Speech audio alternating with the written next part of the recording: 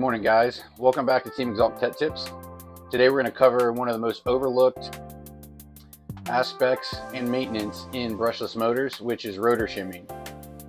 For most of you guys that don't know, rotor shimming plays a particular role in the efficiency of the motor, the overall performance, and bearing life.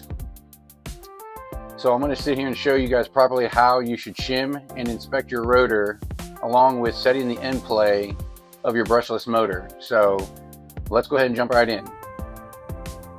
So here I have a fully disassembled Gen X motor. From the factory, they are going to include a 1.5 millimeter shim on the front of the rotor. This is for universal, and majority of the time this is a great shim where you just use the front side and you kind of just shim it to the tolerances of a, from one motor to another. But if you want to get more of a fine-tune adjustment, we offer a 7-piece rotor shim kit that includes a 1 millimeter shim, 2.5 millimeter shims, 2.35 millimeter shims, and 2.2 millimeter shims. So rule of thumb for general shimming is you want to get the rotor as close to the sensor board as possible.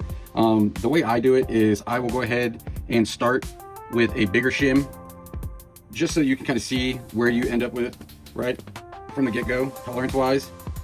And as you can see, trying to get it in the video, the rotor is pretty close, but I think we can do a little bit better. So we are going to swap out this 0.5 millimeter shim.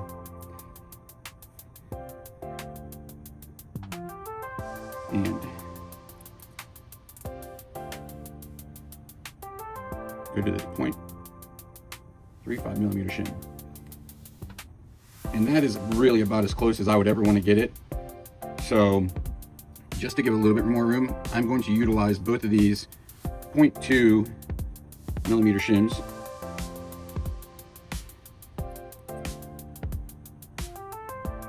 And it really appears to be perfect. Like I said, the motor comes with a 1.5 millimeter shim on the front, so we're going to go ahead and start with the 1 mil, and we'll go ahead and start with a 0.5.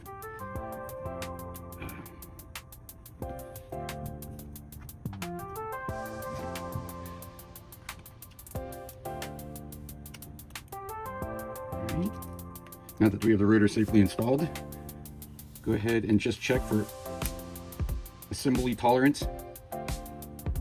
Alrighty there.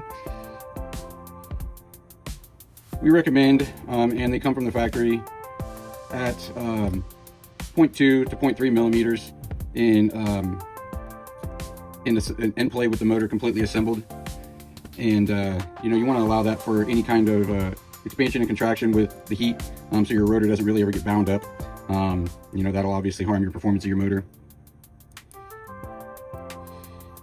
So what we will do is in our future videos, we will do a little bit more further detail in why we include extra shims into our shim kit, and go into more detailed shimming of rotor placement and how that affects the overall performance of your motor.